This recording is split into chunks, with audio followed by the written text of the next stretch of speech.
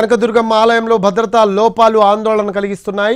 దీంతో భద్రతను కట్టుదిట్టం చేసింది ప్రభుత్వం. ముఖ్యంగా ఆలయంలోకి ఎవరు మొబైల్ ఫోన్లను తీసుకువెళ్లకుండా తిరుమల తరహా ఏర్పాట్లను చేస్తున్నారు. ఇంద్రకీలాద్రిపై కొలువుదీరిన కనకదుర్గమ్మ ఆలయంలో భద్రతా లోపాలు మరోసారి బయటపడ్డాయి. ప్రధాన ఆలయంలోకి ప్రవేశించిన యువకుడు తన వద్ద గల మొబైల్ ఫోన్తో అమ్మవారితో సహా గర్భగుడిని షూట్ చేశాడు. తర్వాత ఆ వీడియోను యువతి పేరుతో గల అకౌంట్ ద్వారా సోషల్ మీడియాలో పోస్ట్ చేశాడు.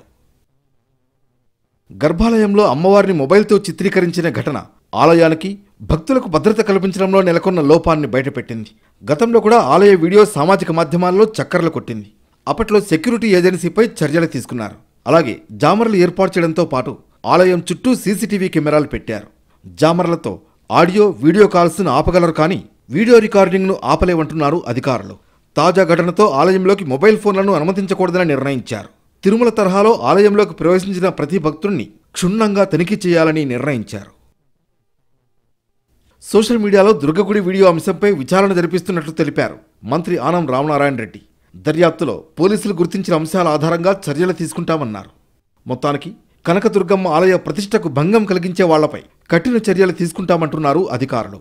ఆలయంతో పాటు భక్తులకు మరింత భద్రత కల్పించే దిశగా చర్యలు చేపడుతున్నారు.